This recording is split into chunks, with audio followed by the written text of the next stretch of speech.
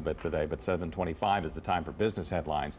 IBM says it will appeal the ruling that says the company owes Indiana $78 million. And you may not need an iPhone to make calls with the next Apple Watch. Jane King's live at the NASDAQ with those stories and more. Good morning.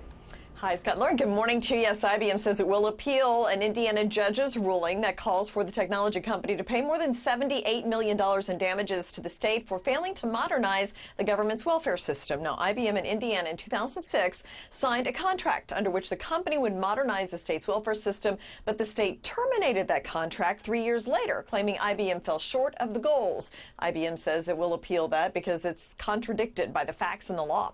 Well, Indianapolis-based Anthem pulling out of Nevada's Obamacare exchange for 2018 and is also cutting its presence in Georgia's marketplace, roughly in half. Now, other insurers are also expected to downsize their involvement or to hike rates in the coming weeks. The company says the Affordable Care Act market remains too volatile for Anthem's liking.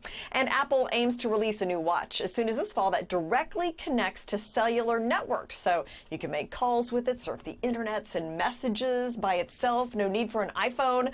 Bloomberg reports the new Apple Watch will be equipped with its own LTE wireless chip so that frees it from phone independence, a drawback that has dinged the Apple Watch in critical reviews.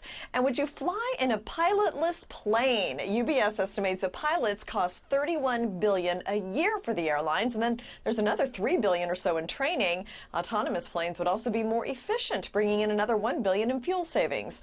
Now, it sounds crazy, but there is a well-publicized shortage of pilots that's expected to happen in the coming years.